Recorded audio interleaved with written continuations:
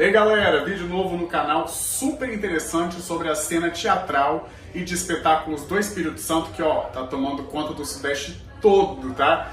Só tem uma coisinha, a gente ficou numa falação tão grande e ficou emendando um assunto no outro que eu acabei recebendo uma ligação de vídeo, alguma coisa aconteceu que a gravação parou em determinado momento da nossa conversa e eu acho que eu perdi uns 15 minutinhos de bate-papo, mas todo o conteúdo que vocês vão ver agora aqui tá inédito, super legal, com novidades exclusivas que só a coluna Pedro Perlin, que não é boba nem nada, consegue. E vocês também podem acompanhar tudo lá no folhavitoria.com.br com a matéria completa. Dá uma olhadinha. Na questão local, o Copa, essa relação da BB e Copa é uma coisa que valoriza muito, né? Essa coisa da gente estar indo para uma quarta produção lá, né?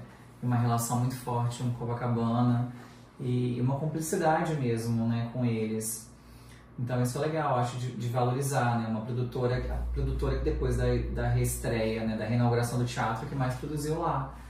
E que já vai ter um próximo espetáculo ano que vem. E pelo que a gente tem acompanhado, a gente vai ter uma continuidade muito boa, porque Chanel provavelmente deve fazer a temporada lá, então a gente deve ter uma relação longínqua mesmo com Copacabana.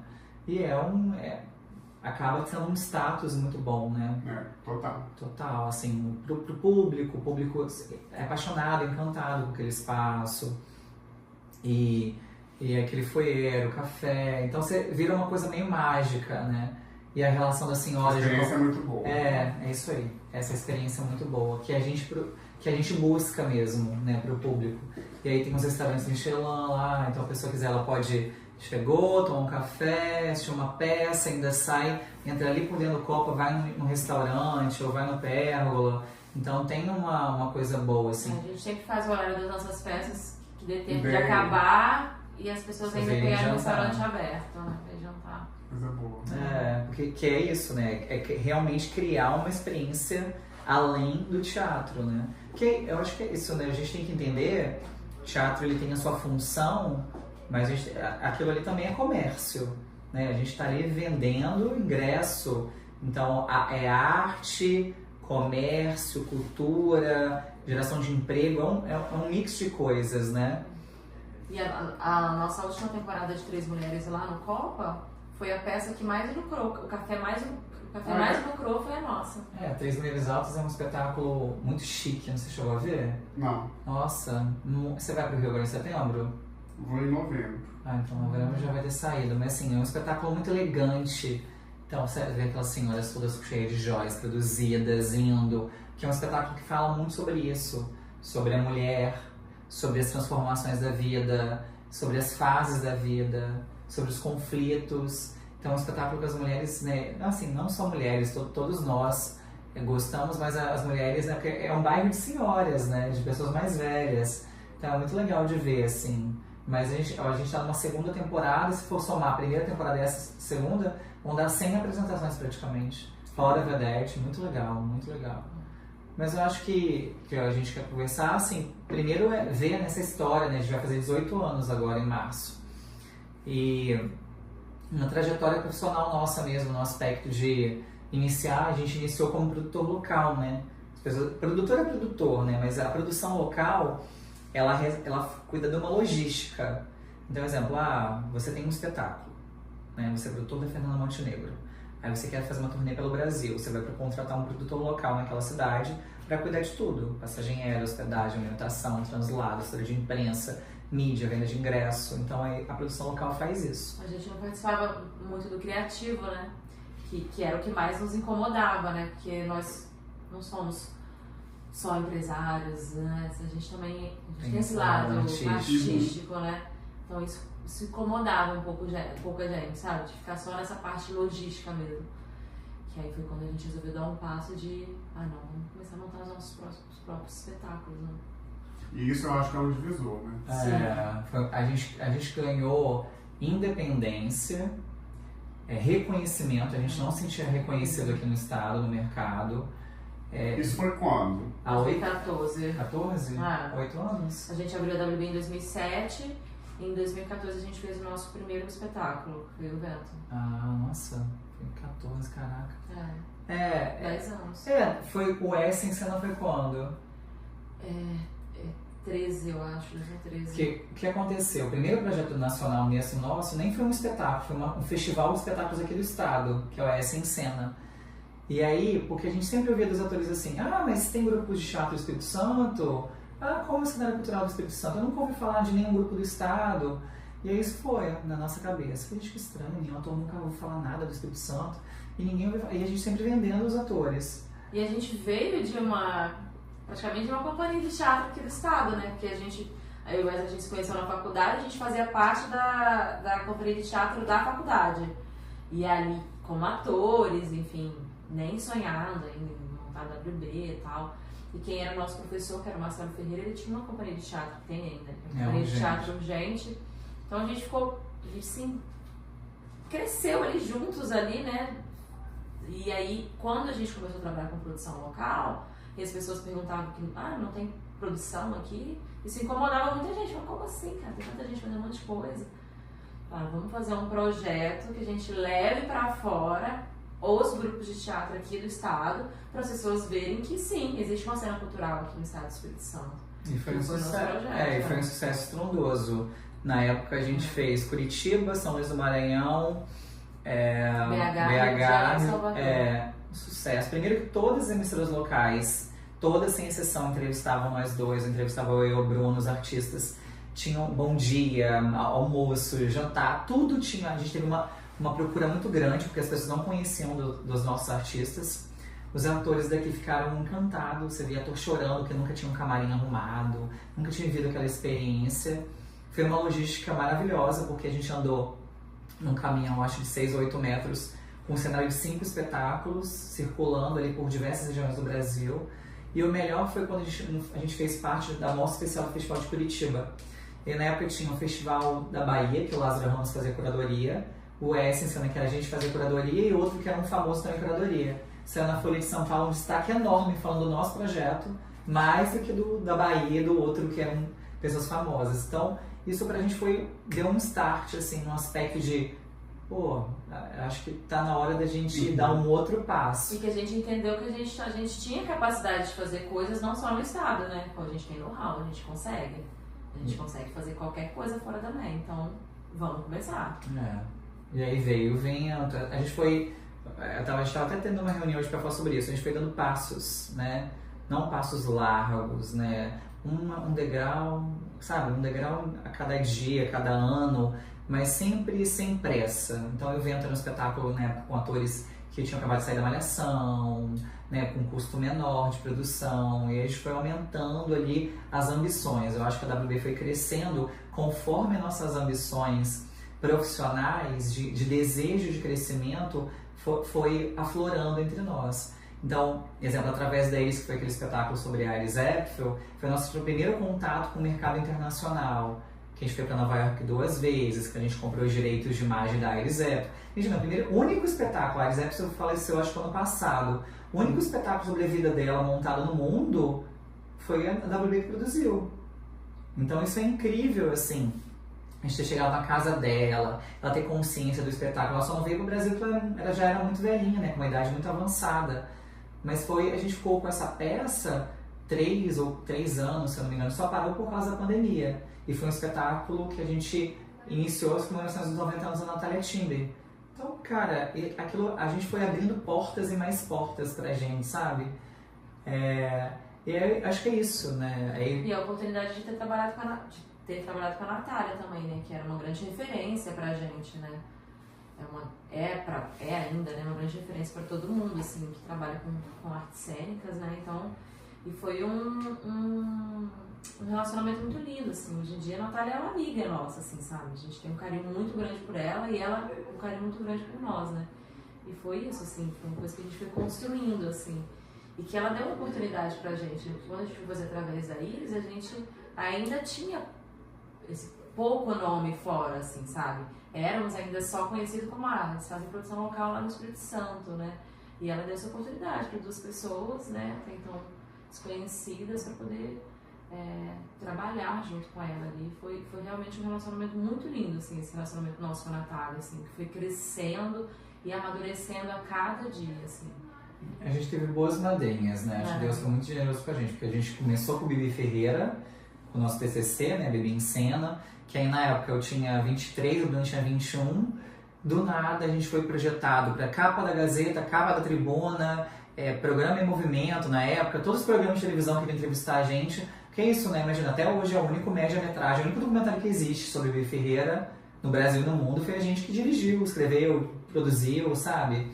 E aí a gente foi conhecendo uma galera, né? Tony Carreiro, Eva Tudor, Desi Gonçalves, Márcia Aidê, grandes nomes. Foi quando conheceu a Natália. Então isso foi um pontapé inicial.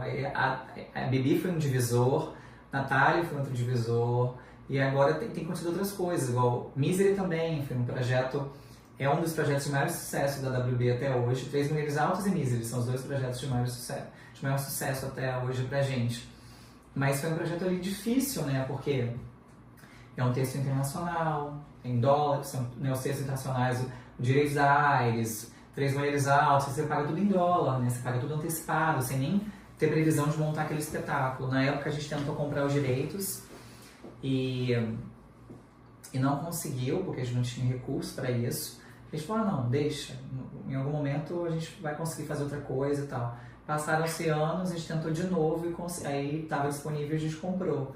E aí foi um processo longo de conseguir viabilizar a montagem, mas a peça foi um sucesso estrondoso. Teve 3 temporadas em São Paulo, uma temporada Rio, circulação Brasil, várias indicações a prêmios. A gente teve um marco na primeira temporada em São Paulo, um marco assim, que pra gente é muito importante, que é, durante a peça, o número de livros de Misery do Stephen King aumentou muito. A editora que representa o Stephen no Brasil, que a editora Soma ligou falando pra gente sobre isso. Que a gente alavancou as vendas, na época na Amazon estava em primeiro lugar. Esgotou os livros. Esgotou os livros, foi muito massa. E foi um grande desafio pra gente, porque Misery é suspense, né? E não é um gênero muito montado no Brasil, né? Então a gente teve esse desafio. E como o filme era um filme muito marcante, né? Então, e os fãs do Stephen são fãs muito, assim, né? Afincos, assim. Então foi um desafio muito grande que a gente falou, meu Deus do céu, será que vai pegar? E pegou. Agora, eu acho que o desafio maior ainda é patrocínio, não é não? Sim, total. E hoje ainda é governo, poder público que consegue dar maior fatia? Não, eu acho que não. Eu acho que existem várias, tem as estatais, né, tipo Petrobras, Caixa, né, bancos ligados a governo ou ao país, e empresas privadas. Eu acho que a grande dificuldade hoje, primeiro que a gente está num mercado extremamente competitivo. O ano passado mesmo, só para você poder entender, graças a Deus, né, essa gestão tem investido muito em cultura. Então, ano passado foram 15 bilhões de projetos aprovados na Lei Rouanet. Aprovados. Desses 15 bilhões, 3 bilhões só foram captados. Ou seja, 12 bilhões estão aí. Se perderam. Então, assim, as pessoas criticam muito a Lei Rouanet, mas elas não sabem. Mas não entendem como é que funciona. Porque aprovar é uma coisa, não é fácil, mas é uma coisa. Aprovar não quer dizer nada. Você tem aprovação. Agora, captar que é bem diferente. E aí, hoje, a maior dificuldade é captar os recursos, porque além de você ter qualidade, né, e você ser bom no que você faz, tem essas questões ligadas a relacionamento, a networking, a lobbies, a política, né? Tudo ok que a gente vive num mercado aberto de muita transparência, né? As empresas hoje estão cada vez mais transparentes via editais públicos, mas, inclusive, depois que a gente saiu, né, daqui, eu não falei, né? A gente tem escritórios no Rio e São Paulo, né? Não tem só aqui, a gente tem no Rio e São Paulo. A gente tem 3 empresas, como se fossem 3 WBs. Uma em São Paulo, que fica em Perdizes, uma no Rio, que fica no centro, Uhum. E aqui, que a gente vai em Santa Lúcia. Mas parece que os clientes de fora se interessam muito mais na gente do que os clientes aqui, do estado. Então, porque hoje em dia, por exemplo, os maiores patrocinadores de projetos que a WB é proponente é Bradesco, que é um banco nacional, é a Arcelor, que tudo bem que tem aqui, mas também é uma empresa nacional. Nubank, Porto, Renner, que patrocinou muito tempo. Mas isso não é um pouco de volume financeiro? Não dá para uma empresa daqui competir. Não, mas exemplo, o Circuito Banestes acabou, não existe mais. Era o maior projeto de teatro do estado, acabou, não existe. E não é por falta de recurso. Né? Então é falta de quê? Por falta de um olhar, né? Enfim, é delicado isso. Eu acho que a gente tá se movimentando, igual exemplo, a gente adora morar no Espírito Santo, a gente é apaixonado, a gente sempre pensa, será que a gente vale a pena sair, vamos mudar para São Paulo e tal? A gente não sabe o que vai acontecer no futuro, né? Mas a gente quer continuar morando aqui. Então a gente está buscando sempre alternativas para desenvolver projetos aqui, manter uma equipe de qualidade aqui, formar uma equipe aqui e construir essa relação com o Estado. E continuar fazendo nossos projetos lá, porque o que sustenta a gente não são projetos aqui, são projetos do Rio e São Paulo, mas durante muitos anos foram projetos aqui. Antes de expandir, a gente foi, né, galgando ali nosso espaço e foi construindo ali nossa empresa nesses 8 anos, antes de abrir 2014, e sei lá quantos anos. Essa expansão interestadual foi quando? 2014. Junto? Dia das empresas? Não, de conseguir ter esse fluxo que vocês têm hoje fora do Espírito Santo. A gente começou a montar os primeiros espetáculos em 2014, que a gente já teve um patrocínio da Renner, que é uma empresa do Sul. Rio Grande do Sul. A partir daí, eu acho que talvez mais uns 4 anos, até 2018, a gente ainda dependia muito aqui do Espírito Santo. Eu acho que de 2018 até dias atuais, eu acho que a gente depende muito mais do mercado fora do estado do que daqui do estado mesmo. Porque... E não foi por uma opção nossa. Foi acontecendo. Foi acontecendo. Hoje acontece uma coisa incrível, né? Antigamente a gente batia na porta das pessoas, não só das empresas, mas dos artistas. Mas hoje, diretores, igual essa semana ligou o Ulisses Cruz, que é um dos principais diretores de teatro do Brasil, apresentando 2 projetos pra gente poder produzir. Então os diretores, os atores, as pessoas ligam pra gente, né? Então, por exemplo, a gente tá com uns 20 textos para ler de espetáculos que ligam autores, ligam artistas, falando, gostaria que fosse ser produzido por vocês. Então, isso é muito legal, né? Uma empresa relativamente jovem, né? De 18 anos, ter esse movimento, né? Mas o que a gente sempre ouve das pessoas é isso, ouvi falar super bem, igual hoje ligou uma produtora que está ofertando um projeto pra gente, eu ouvi falar muito bem de vocês, de quanto vocês são profissionais, de quanto são competentes, de quanto vocês são dedicados, e realmente a gente tem muito afeto no trabalho. Não é só trabalho, tem que ter afeto. E um movimento que a gente tem feito agora, eu e Bruna, do nosso trabalho ter algum fim social, no aspecto de mensagem. Igual, antes ano que vem é um espetáculo que a gente está em cartaz em São Paulo com a Mariana Xavier, que fala muito sobre saúde mental, sobre depressão, sobre suicídio. É uma comédia extremamente inteligente, que permeia que qualquer pessoa de qualquer classe social vai conseguir entender. As pessoas riem, mas saem completamente mexidas. Então a gente consegue unir a arte, né, o teatro, a cultura, com um fim social, né? A pessoa sai com alguma reflexão, sai emocionada. Então, complementa. Não, e ano que vem, por exemplo, lá em São Paulo, agora a gente está fazendo uma temporada popular, que era uma coisa que a gente queria muito, assim. A Mari é nossa sócia, né? Nós somos sócios dela nesse projeto, então, assim, a gente tinha isso, assim. A gente tem missões com esse projeto. Primeiro, a gente quer fazer esse espetáculo em todos os estados do Brasil. A gente quer levar esse espetáculo.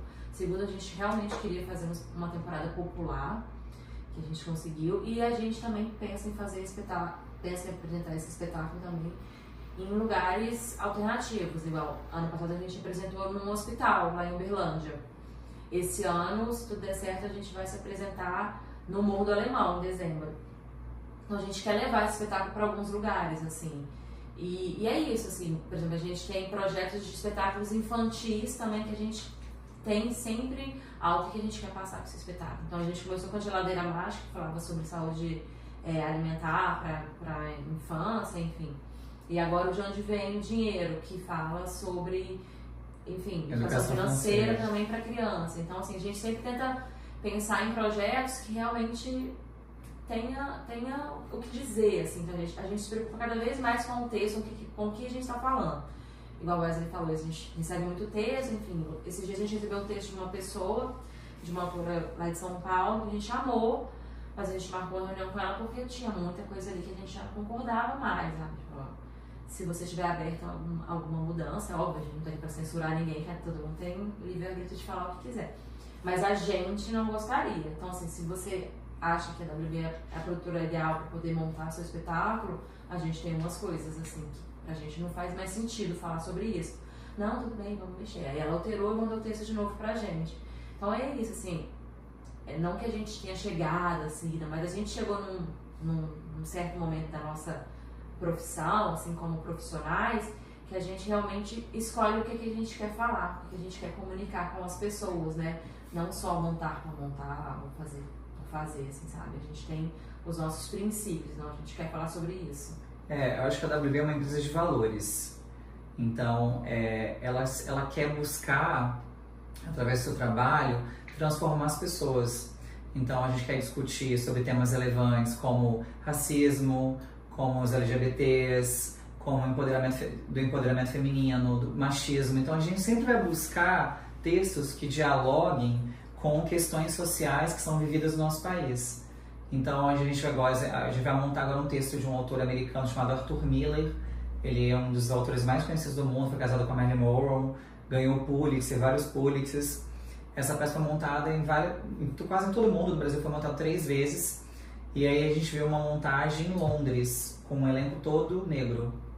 Essa montagem foi revolucionária em Londres, a mesma montagem foi para Broadway, ganharam vários prêmios. A gente comprou esse texto, por isso que a gente vai montar com o elenco todo preto também, são 14 atores em cena. Porque não só elenco, né? Equipe também. Equipe criativa. Inteira, são pessoas pretas, enfim. E é isso, assim, igual 3 mulheres, falam muito sobre etarismo. Então, assim, é uma coisa também que a gente acha importante ser dita. E por aí vai, né? Isso foi uma evolução também da classe artística, né? Nesses 18 anos teve muita... Vocês repararam em muita coisa que mudou do lado de lá? O mundo mudou. Artista, eu acho que o mundo mudou em vários aspectos. A tecnologia veio... Ela está cada vez mais forte, né, mais presente, então a gente acaba disputando, mas isso é uma coisa que aconteceu ali na história do teatro mesmo, no surgimento do cinema, depois no surgimento da televisão, agora o surgimento da internet, depois das redes sociais, mas o teatro ele vai se reciclando, vai se fortalecendo, ele vai se renovando. Agora essas questões de temas é porque os artistas sempre tiveram e têm um papel importantíssimo para o desenvolvimento mesmo educacional e cultural da onde ele vive e do seu país. Então, se a gente pode unir a nossa arte com algum texto que tem uma relevância de uma discussão, de uma promoção, um bom exemplo agora é de um espetáculo chamado Macacos, de um ator chamado Cleito Nascimento. Essa peça a gente infelizmente não conseguiu ver, mas ela é assim, um comentário unânime de quanto as pessoas saem mexidas do espetáculo e fala sobre racismo, né, enfim. E a gente precisa enxergar, né, o quanto a gente vive num país, né, de hipocrisias, de preconceitos, e a gente tem que fazer com que tenha uma transformação aqui, né? E se a gente pode, através de um livro, né, através do Como um Torturado da Vida, né, um livro maravilhoso, quanto aquele livro, quando você folheia, quanto que ele mexe com você, quando você pode, através de um filme, de uma peça de teatro, que a arte ela sensibiliza, né? Então a gente precisa de sensibilizar, é importantíssimo a gente entender que a gente é humano. E quando você tem um contato com a arte, essa humanidade ela se torna mais próxima, né? Então, nosso papel é esse. E aí, unindo isso tudo, essa visão mesmo de mercado, a gente usa muito o mercado internacional, que é um mercado que ele faz para dar certo. Então, ele pensa ali. Então, as nossas produções, elas sempre se preocupam com excelência artística, mas sempre se preocupam com o que o público quer ver, sabe? O que o público se interessa de ver. Como eu vou vender aquele espetáculo? Então, a gente é um perfil de produtor que se preocupa com tudo. Com a foto, com a roupa, com como vai ser a arte, de como vai vender aquele espetáculo, de como é o cenário, de como vai ser a experiência, o público está entrando, como ele vai ser bem recebido, como ele vai ser recebido, o que ele vai ver quando ele entra no teatro. Então a gente se preocupa com tudo, com os detalhes que eu te falei no início, que é essencial para um trabalho de produtor. Você já produziu em quase todos os estados do Brasil, já? Sim. Se puder... Sudeste todo, o Sul todo... O Nordeste tem pouquíssimos que a gente não fez, porque o último capítulo viajou muito, né, cara? Eu acho que é só... Acho que Centro-Oeste e Norte que a gente... Você tem 27 estados? E o e... A gente, então, 27, 28, a gente fez 23. Já é bastante coisa. Se o Espírito Santo pudesse ter ou mudar alguma coisa, o que seria? Nossa, várias coisas. Nossa Senhora! Eu acho que, para nossa área específica, eu acho que espaço físico mesmo, então, bons teatros grandes, teatros bem equipados, teatros pensados para receber espetáculos de teatros. E eu acho que uma visão mais ampla dos empresários daqui. Mais investimentos. Inclusive, eu acho que, assim, numa questão governamental, acho que a gente está indo para um caminho muito bom com a chegada da LIC, que é a nossa lei de cultura aqui está. Vocês já conseguiram usufruir dela? O Rubem Braga a gente fez todo através da LIC, a gente tem projetos aprovados para o ano que vem, né, porque esse ano já acabou a verba, então assim, é uma lei que, claro, ela nasceu agora, ela voltou agora, então acho que tem muito que evoluir ali, mas é ótimo, foi um passo muito, muito, muito importante para o nosso estado, a LIC. E eu acho que é isso, eu acho que se eu pudesse enumerar duas coisas, espaço físico mesmo, termos melhores espaços e maiores investimentos dos empresários, enfim. É um olhar, né? Um olhar de responsabilidade social mesmo, porque não é só lucrar. Não é só lucrar. Você tem que entender que o seu papel quanto empresa, quanto sociedade ali, na sociedade que você está explorando, assim, digamos, ganhando seu dinheiro, você precisa investir. Investir em cultura, investir em esporte, investir em educação, investir na parte social. Então, não é só a sua marca, não é só vender. Precisa ter mais coisas agregadas ali.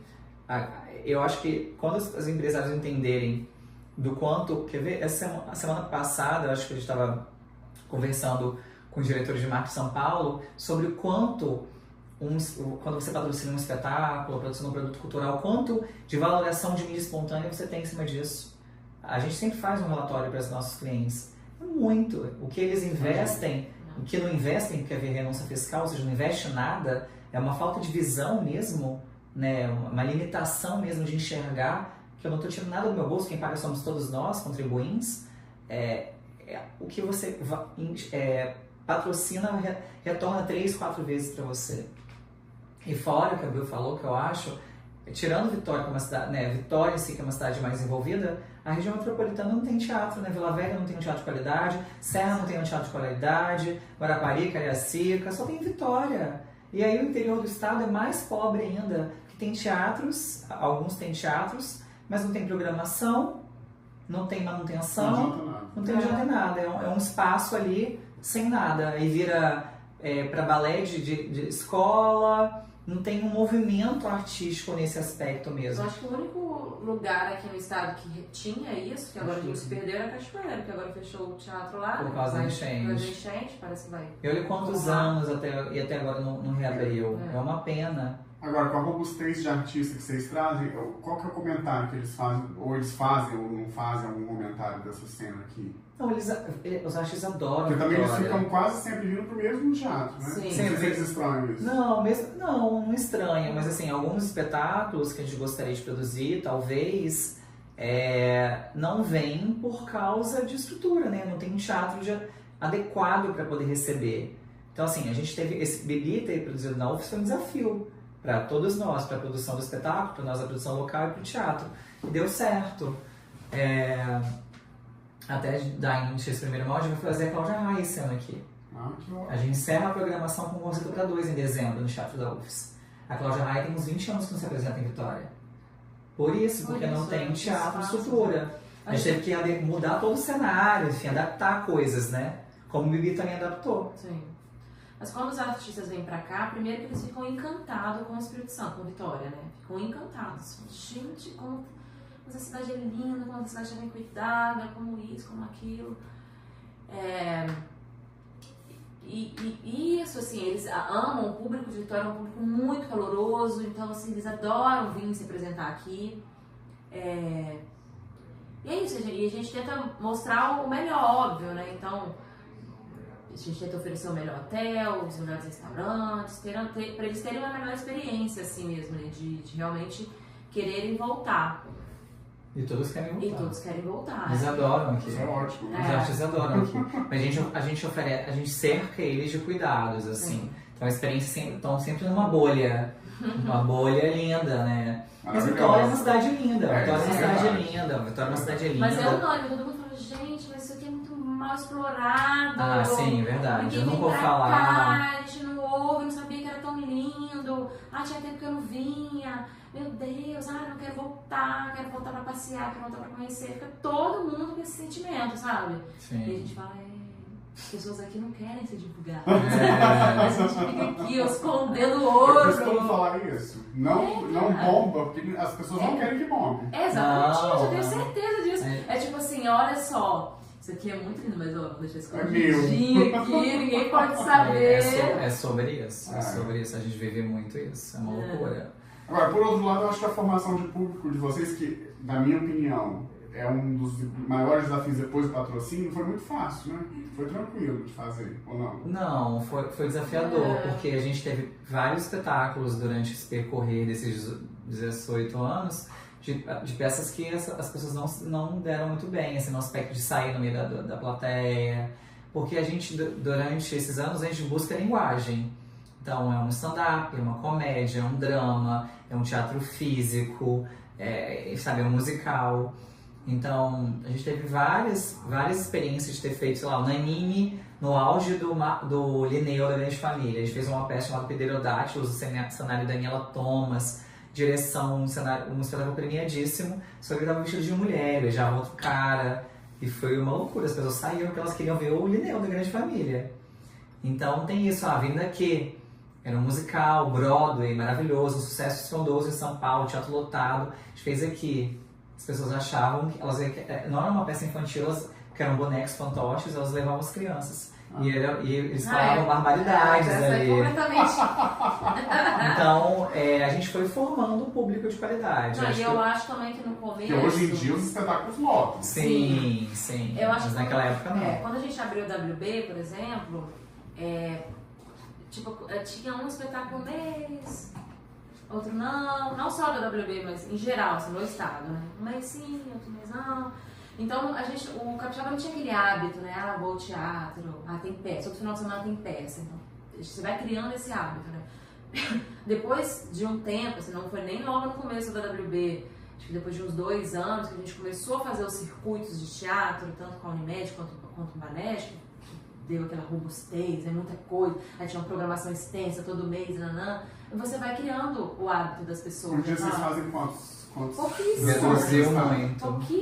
Pouquíssimos. Essa é a nossa maior tristeza, porque no lugar da gente evoluir de programação, de excelência, de coisas, os investimentos aqui não param de reduzir. Antigamente, assim, cada circuito desse a gente fazia no mínimo uns 8 espetáculos por ano. Então, somando os 2 circuitos, eram 16. Esse ano, o Banestes não teve, então 0, o Unimed reduziu para 3. Então, imagina, de 16 para 3. O que está salvando aqui são aportes de empresas de outros estados. Ou seja, igual exemplo, o Concerto para Dois da Cláudia Raia, o Bradesco está patrocinando. Vai ser quando? Quando? Já Segunda semana de dezembro. E aí, assim, só tem investido aqui... 14 e 15 de dezembro. As peças que tem Bradesco, Porto, sei lá, empresas nacionais. As empresas locais, infelizmente...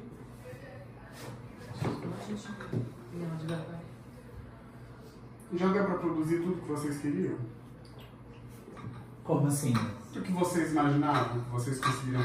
Não. Nossa, jamais. Eu tento trabalhar com os maiores nomes do teatro brasileiro. A gente quer muito mais. A gente quer chegar fora do Brasil. A gente quer produzir em Nova York, quer produzir na Broadway. A gente colocou como meta. Até, sei lá, entre 5 e 10 anos a gente produz lá. Um texto brasileiro ainda. Com atores brasileiros falando inglês, óbvio. Tá. Mas a gente vai fazer. A gente já tem o elenco já formado, a gente já sabe de tudo, já sabe texto, não pode falar, mas a gente sabe de tudo. A gente quer chegar até Nova York, a gente vai fazer o Broadway e o Off-Broadway, com certeza. A gente é muito ambicioso, Pedro, mas é um ambicioso com o pé no chão. Então hoje a Bruna tá falando, o que você estava falando comigo hoje? O quê? Sobre a questão do planejamento, você falou assim, se a gente quer isso... tem que se planejar, né? Porque, tipo, igual a gente quer fazer essa... Cheia nessa nossa cabeça que a gente quer montar essa peça na Broadway, ator X. Porque esse ator X a gente nem conhece ele. Tipo, ele não conhece pessoalmente, né? Então, Um até conheci, rapidamente. rapidamente. Mas então, a gente tem que começar a galgar, né? Porque que não vai ser do dia pra noite que eu vou ligar, oi, tudo bom? Meu nome é Bruno, vou fazer uma peça na Broadway. Ele não vai topar, né? Então a gente tem que ir galgando nosso espaço, né? Mas é isso, igual com essas duas mulheres maravilhosas que vai, olha, Fernanda, é nosso sonho de consumo, tá? E pra gente colocar elas todos os dias.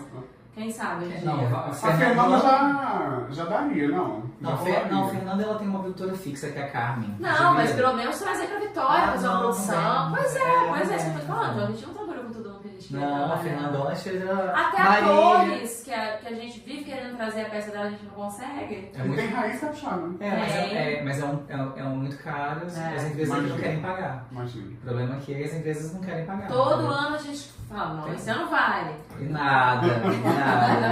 Mas a gente tem isso, a gente sonha alto. E a WB, além de valores, ela é motivada por sonhos também. Então a gente vai sonhando alto para poder ir buscando realizar esses sonhos. Não, e é isso, né? Igual, há muito tempo atrás a gente falou, a gente queria muito trabalhar com Lázaro. Trabalhamos com Lázaro.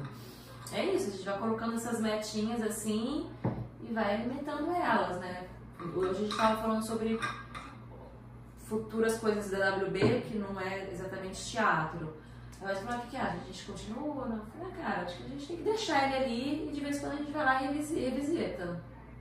Não pode fechar a porta, né?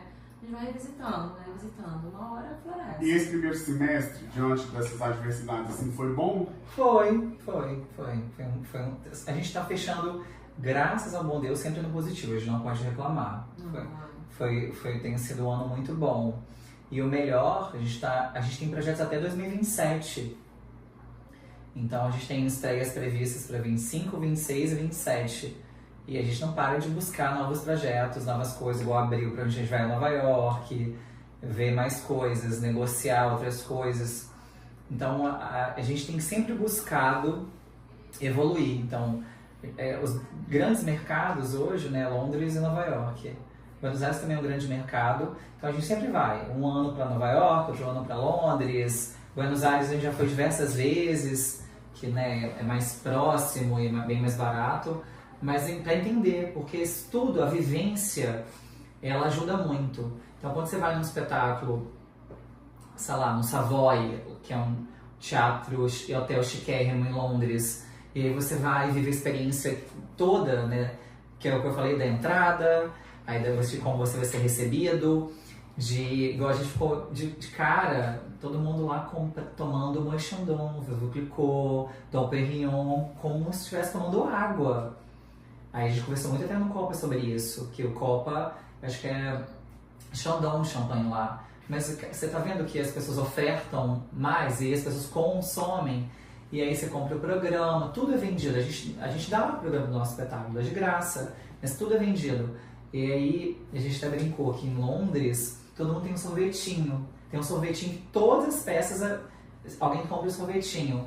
E o público, a gente ficou de cara, primeiro, quanto silêncio.